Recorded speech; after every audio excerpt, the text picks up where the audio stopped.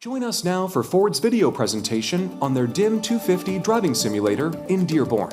This advanced tool speeds up vehicle development, resulting in faster on-road releases. The simulator was instrumental in developing the Mustang Mach-E, Maverick, and F-150 Lightning. Since its launch in February, the fully operational DIM 250 dynamic driving simulator has supported teams focusing on vehicle dynamics, driver assistance technology, all-wheel drive, stability control, and electrical systems. Experience Ford's innovative virtual world of vehicle development.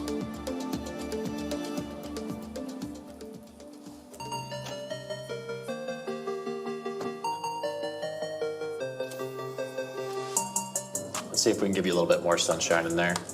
Yeah, a little cloudy out. Brighten my day, Randy. We're in the room with a dynamic driving simulator, and this is the machine that actually translates the models into motion for the human to experience.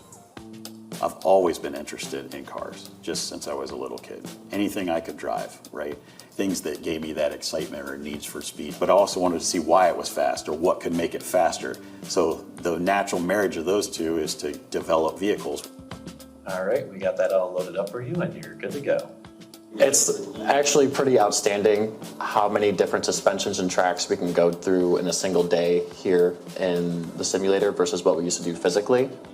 We have some days where we do 50, 60, 70 runs of different suspension parts and tracks, and you would never even get close to that kind of number when you're doing it in the physical worlds. All right, I've been told it's time to take a rainy day at Lommel here. All right. Transport me to Europe, please.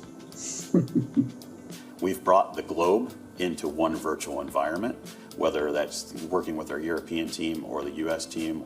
You can try things where you normally would have to build prototypes, so you can make changes within a few mouse clicks. We have a camera installed in this simulator room that we can stream over our system, and the people that are in a different country or a different region can see the simulator running. The quality of the vehicle is going to be better just because of the sheer amount of work that we can do in a quick manner. I'm trying to give the customer the vehicle that I want. I want to be confident in the truck as it's towing a trailer down the road. We can take a trailer that's loaded up to its maximum weight, and we can drive that in the simulator and see how the vehicle reacts to it. We can also take that trailer and load it incorrectly, like a customer might do in the field, and look and see how the vehicle responds to that. Uh-oh. See? Went off the track. I tried to do a little too much. At least I didn't hit the guardrail. So the first time I got in the simulator, it was a surreal experience to be able to drive the models that I've been developing for months on the computer and truly interact with them. Some of the features we've evaluated and developed on this simulator: adaptive cruise control, lane centering, all the way up to Blue Cruise and Active Glide.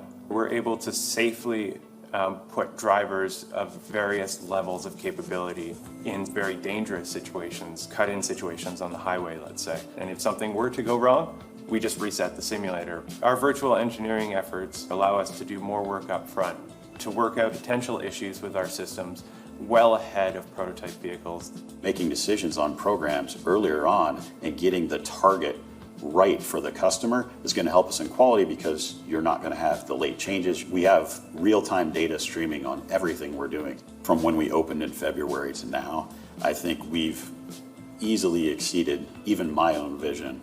Instead of people talking about it as a piece of technology, they're using it as part of the mainstream development of programs now. When you've gotten to that point with a piece of technology where it's ingrained and expected, that's a huge win.